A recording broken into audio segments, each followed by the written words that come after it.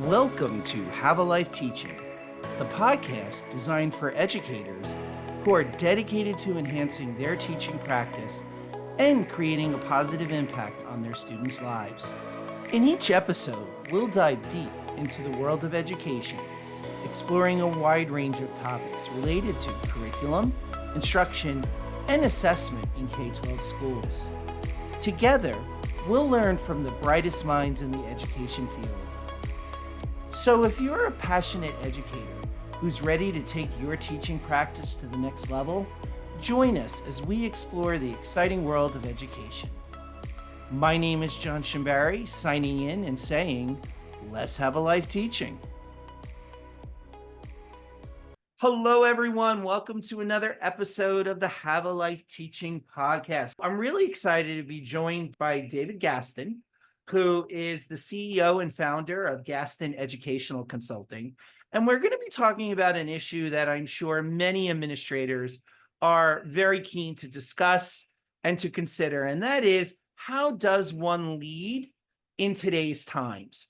As many of my listeners know, these are times where our communities are struggling to stay together and unified when there are so many issues that people disagree on. One thing our leaders definitely need to be able to do in school systems is to navigate these challenges. Also, how do we motivate teams in particular? Because leaders can't do it all on their own. They can't be everywhere at all times. So we really do need our teams of teachers and parents and even students to be engaging with us in the running of our schools if we want those schools to be effective. And then ultimately, just really, I'm looking forward to talking to David about what we really need to see in terms of our leaders. What skills and capabilities do they need now? What skills have they always needed? And perhaps David and I could also talk about, if we have time, where he sees the needs of the future coming in. What skills 5 years down the road, 10 years down the road, our leaders might need. David, thank you so much for being on the podcast. John, thanks for having me this evening. I'm honored. It's great to be here. So, David, one question I really like to ask all my guests, as you know from listening to the podcast, is how did leadership coaching and training become an area of interest for you specifically? Oh, wow. I have a 35-year career behind me, so it really came from almost the moment I entered into education, because leadership finds you. It's one of those things where you wind up one day realizing you're a leader no matter what. The minute you walk into your classroom as a teacher, you're a leader. You're setting examples for young minds, and you're shaping and molding young minds. And it's a really big responsibility. When you get into that role, I think early on, you have to assume that ideal of you're setting the standard, and you're setting a lot of those areas that the kids are watching. And so just as they're watching the adult behaviors, if you're not setting those standards as a leader, I realized early on, then we're not doing the right thing for them. I mean, it's a 360-degree profession, watching from different viewpoints. You're in a fishbowl.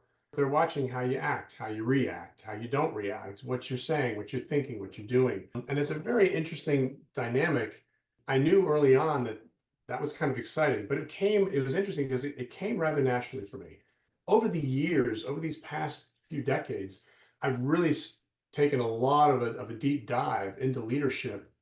What makes it click? What are the components of good leadership? Are you a servant leader? Are you a transformational leader? There's all sorts of different types and styles of different leadership. Each one has its merits. Each one has its own value. You use them at different points. A good leader will kind of float in and out of some of these different leadership styles and stick to them or use them as they need to be. And it's nothing draconian or control-minded. It's just what fits the time, what fits the area. And there's a whole bunch of flexibility there as a leader. I find that dynamic to be really, really exciting. So over the years, I really kind of looked at the idea that I had to set that standard and set that example and take that responsibility. I had a lot of fantastic mentors along the way, John, people who took my hand, gave me the brass ring, told me to come on up, pulled me up, and helped me to kind of get there. And all along the way, I learned from them, and I'm still learning today. I mean, it's a lifelong process, and you never outgrow it. Probably know less today than I did 35 years ago. David, not only are you coaching leaders about leadership, but you yourself were a leader in several different school and district positions. What did you learn in those roles that you like to take forward in your coaching of other leaders today? That's a great question. There's a few things there that I've always found. Number one, to your point earlier, you can't do it alone. Leadership is it's like education. Education is a group experience. It's a group activity. We learn together. We lead together. When you're a leader, you have to understand that you can lead from the front, you can lead from the back, you can lead from the middle, and that's okay. And you have to build a team around you that you trust, and you build trust, and you build responsibility by empowering them to be able to do the things that you need them to do. You task them specifically with areas so there's no role vagary in the roles. They know exactly what they have to do. And then you let them go and get out of the way. You trust them to be able to do the job that they need to be able to do. And we're seeing this actually evolve in a lot of the roles of CEOs these days. It's less of a top-down command kind of a style. Good CEOs, even good educational leaders, they're team builders, they're team formation people. They like to be able to help motivate people. They know how to get behind people and what makes them work. The psychology of leadership is becoming a lot more of a value piece these days. And you have to think about, especially in education, as we're navigating some of these really difficult political waters that we have to work with, trying to be able to understand what the political outlet is, reading the tea leaves, kind of figuring out what's happening around you, it's critical. Also being able to know that you're a generalist. You'll never ever know everything in specificity to the letter. A good leader is going to not look at something, for instance, and say they're the expert in reading or the expert in math or literacy education or anything like that. They'll know a little bit or enough, maybe in some cases, to be dangerous. But it kind of goes back to point number one. They build a solid team of people who are the experts and who know how to do it.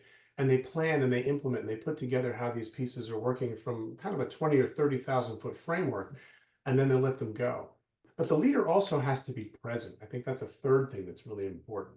When you let them go, that's great, but be present, be there to watch them do what they do so well. Obviously, reward them, praise them, appreciate them, show what they're able to do. You really have to kind of build that appreciation loop and that piece there that's so important. There are about 20, 23 different indicators for leadership that are important and that helps to build positive culture and climate. And it really becomes kind of that big piece of building the positive climate out there as a leader and really knowing how to engage people, how to get them engaged, how to get them kind of focused on where you need to go. Very strategic. You have to be a visionary. You have to kind of get that vision, communicate the vision out there and understand what has to be done and why. And the why is important. Simon Sinek knew what he was talking about when he said start with why. You have to know the why and the purpose, because if there's no purpose, there's nothing behind it. You really have a hollow shell or a hollow suit, and you're not filling anything there. For us as leaders, those are some of for me, the most bedrock pieces of leadership that we can look at.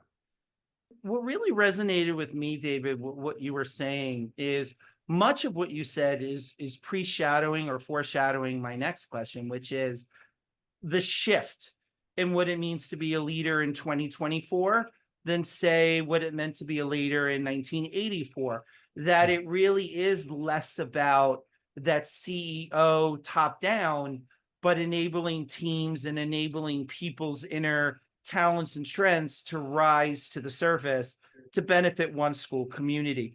What I hear from that is definitely that speaks to why coaching of leaders is so important. One might think, well, they're leaders, they've risen through the ranks, surely they know what they're doing.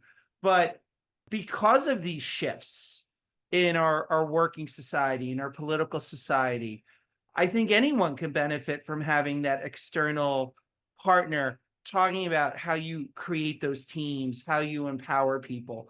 Would you want to add, or could you add to that, David, why you think coaching for successful people? Because clearly leaders have to have had a certain amount of success to be where they are. What's your take on why it's so necessary that we provide leaders with coaching?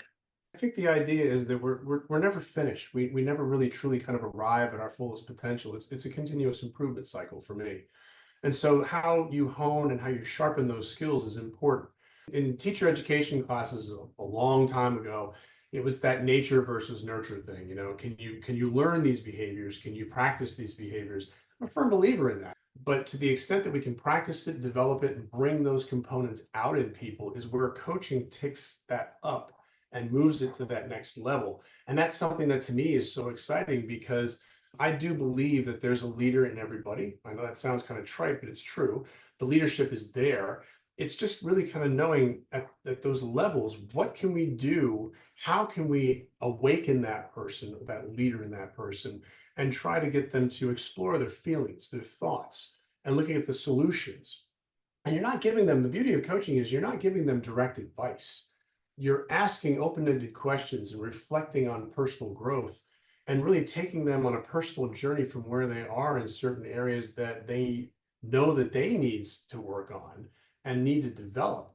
And you're encouraging and working with them in different coaching sessions to try to bring that person out and move them into a different area where they can now feel more comfortable in their leadership skin. What do you want to explore? Where do you want to go? And those pieces are interesting because the coaching journey, you're channeling, you're directing most of the flow, but the coachee, the client, is the one that's really driving a lot of the boat when it comes down to it. And you as a coach are just kind of directing where those directions are going and moving in different parts and channels. It's a really interesting relationship. It's built on trust.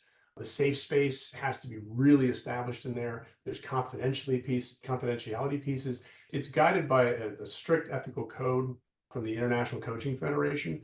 And so when you really follow these areas, what you're setting up is a forum or an arena for that leader to walk into and know that there's no threat. They can be themselves. They can bare their souls. And a lot of times they're opening themselves up to an incredible amount of vulnerability. But that coach is going to take them and go, that's okay. We're going to work on that. We're going to bring you out to where you want to be and where you want to arrive. And you're going to let me know when you think you're there. And when we get there, we've completed our journey, at least to this point. It's the beauty of coaching too. It's 6 or 12 months or so, you kind of go, there's a finite piece. You establish your markers, you establish your pieces of what you know are going to be the pieces of success for them, with them. And then once they feel confident that they've achieved it, that relationship, it ends. You kind of have to give them out to the world and let them kind of go and practice this on their own and kind of set your baby adrift into the wild. And it's really interesting though, because they do come back to you. I just actually sent out a bunch of emails to some different leaders that I've worked with the past year, just to follow up on how's it going? How are the things that we were working with? And they're all, knock on wood, they're all doing well. I see some thriving leaders out there. And I love that, David. And what I really like, and what I've heard several of our guests talking about, is this thought that coaching really is not necessarily about having all the answers, but providing that sounding board for whomever is being coached, whether it's a leader, whether it's a teacher, to further explore those areas of development where they feel they need to develop. What are leaders confiding in you about? Where are their concerns? And do you as a coach feel that those should be the concerns? Or is what they are looking at not where you think they should be looking at? That second part of the question really doesn't have relevance because it's really not a matter of what I feel. It's interesting with coaching. What I find though with a lot of the clients that I'm working with is it's a lot of that second guessing, John. They know what they think they need to know in their hearts to do, but the road to get there is just so agonizing for some of them because they're just not sure. Or a lot of times they're holding on to ideals or thoughts maybe that were part of an old leadership model for them, where they had mentors that might have been a little bit more of the old school models of top down or more directive or maybe authoritarian types of things, and they have to shake that and let that go. A big thing that I'm finding right now that I work with a lot is how do you interface with all these different personalities? When you have an individual who has different characteristics, I work a lot in what's the intelligence area, the EQ out there in terms of what's going on, and how do you read the tea leaves of these individuals, and then how do you feel you have to work or tailor your personality to get the results that you need to do? And it's not draconian in the sense that they got to follow what you do, but how do you get them on board? How do you get them to be part of a team? It's interesting because we do a lot of individual coaching, obviously, the one-to-one models, which are fantastic. But then there's also a separate model that takes on group coaching. And so we're finding, to kind of talk to your point about the dynamic of a collaborative team, how do we inculcate good collaborative practice in a team once they're built? What are the personalities, the collective whole of the individual personalities? Are they aligned? What are the core values of your team or your company? What are the core beliefs that you have to develop? It's kind of like PLCs and team norms, developing these essential agreements between one another. But what truly does that team stand for? What's the vision of the CEO? What's the leadership vision? Are they moving toward it together, or are there 10 or 15 disparate parts that are kind of floating out there? That gets to be really fascinating. It's interesting in the layers because on one layer, I'm working with individuals to help them with their own personal leadership pieces. It's a very, very intimate kind of a relationship. But then on the ground level of the team building, how does that one person fit into the larger system of that team? And what does that team really do in order to maximize the effectiveness of the organization? And that's really kind of a separate, exciting part of it as well. We go through a lot of different exercises and dynamics with some of the group teams to try to figure out how can we maximize what they do and do well. Can you think of an example of a really successful consulting engagement for you? What did the leaders come to you with, the questions that they had? And at the end of the day, after you worked with this individual or their leadership team, what was the impact of that? It's interesting because when you get those individual successes, it's like you struck gold. Working with a principal leader one time, new environment, came into a new district from a completely separate cultural area, and was really coming in with some great leadership qualities, very empathetic, very caring, but also was a driven personality. Didn't really know kind of where to temper that drive. Where does that drive start or begin in some cases? And so a lot of it was the leadership dynamic that they had to take a personal journey on, back down some of the layers and think a little bit about what would my new self as a leader look like? What do I think I have to do as a new person to make this work? How do I change these attitudes or these areas to better include and tap into the dynamic of these people who are very successful teachers? The school had a very good history, but it just wasn't quite clicking. And so we worked through a lot of different questions about what would be the evidence for you. Well, the school will be high performance. We'll have everybody on board. We'll have positive culture and climate. And what would those indicators look like? What would they feel like? What would they sound like? And so, we threw a lot of different ideas about how that would come around. The other thing that they were doing though the whole time, and the nice thing about coaching is you can give them homework. So they can leave the session sometimes and they do some reflective exercises because you really only coach in a month. You're only coaching them maybe two, maybe three times maximum, 30 to 40 minutes a session. But in those interim times, you want to give them time to practice, time to kind of take it back to where they are and give it a whirl, see what happens with that. And so they were doing in the interim times a lot of reflective practice. They would have questions that they would work with and areas of reflective practice about my leadership style. And is that something I would do or not? Is that something I value or not?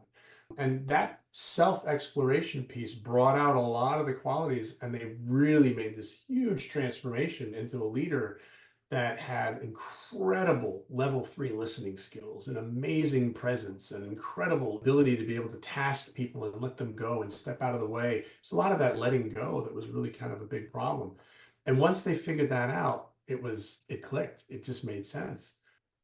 Drawing upon that success, if you were going to counsel, say, a board of education, let's say they hire you, David, to come in and work with their leaders, what advice would you give a board for establishing an effective leadership coaching program from an ineffective leadership coaching program? It depends on, first of all, the scale. Do you have a pervasive situation with your leaders where you need all of them to be coached? And I'll say this, and this is not shameless self-promotion, but everybody needs coaching at some point. They're going to need mentoring, they're going to need coaching, they're going to need consulting. All three are different. But when you take a look at what's there and available, to the extent that you can provide your leaders with that capacity for any board, don't be half full. I think you have to understand that every leader has and deserves that kind of attention. The second thing you have to kind of realize as a board of education is how deep do you want to go? Do you want to stay at the higher executive level with your superintendents and some of your high level district leadership, your principals, or do you want to dig a little bit deeper into the leadership circles, into your department leads or into your grade level chairs or your teachers in general? And not just the new teachers, but some of your very seasoned teachers as well. Because the seasoned teachers, I find a lot of times, yeah, they have a lot of incredible knowledge and a lot of practice that works, but they're still questioning a lot of the things that they do. And so as leaders, we want to make sure that they feel very confident in what they do in the classroom. And they may be having some fears and doubts that they don't really want to tackle or know that they have. For any board of education, I think when they embark upon that, you have to be ready, because this is professional learning. You have to be ready to back it up with, what do you want to get out of it? What are you striving to do? And you have to also realize too, as a board of education, that what is going to happen in the transformation is going to be life changing. It's going to be systems changing as well.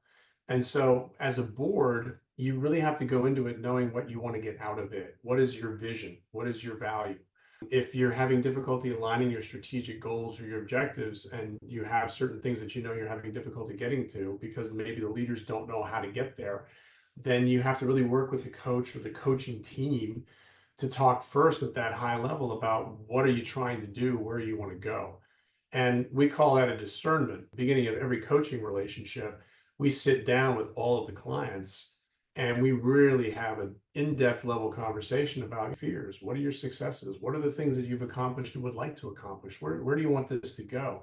And through that conversation, we find out a lot about the personalities. We find out a lot about the values. We find out a lot about the strategies and the vision. And that helps us to be able to frame the relationship and frame some of the direction. Once we get that too, we then also have to decide, is this going to be a good fit? Sometimes it's not. And it may be that I'm not the right fit with a certain coachee or coaching client. So I may have to look at another colleague maybe coming in that has a better personality match or knows how to work with the person better than I would. And I have to be honest with myself, and I have to have a lot of self-exploration and a lot of honesty sometimes. There are personalities you may not be able to work with, or maybe not have the ability to coach because you just don't see eye to eye on things, or maybe it's just not going to be a good fit. The personalities aren't there.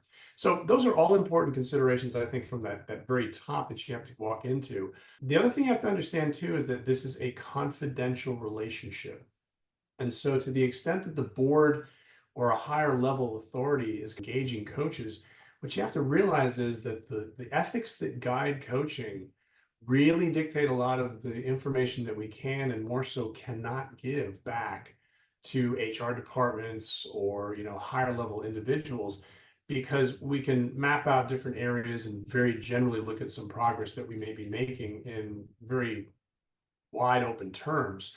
But in terms of this person on this day making this product or this kind of a projection of success, we can't talk about that. And so they have to also be willing to understand that the coaches are kind of operating in that vacuum, in that safe space, and you have to trust them. You really have to trust the coaches to bring out the best in your organization, and they'll do that. But you can't get a lot of the specificity that you're going to get at the granular level because ethically we can't do that. Some of the situations that are there get into a lot of the political mechanics of a school district and what people feel they do or don't do well. So we have to kind of separate ourselves from a lot of that energy and bring it down to task, or bring it down to the approach or the attitude or the idea, non-judgmental, versus kind of what happens in terms of the practice itself, because sometimes that can be a little bit of an interference too.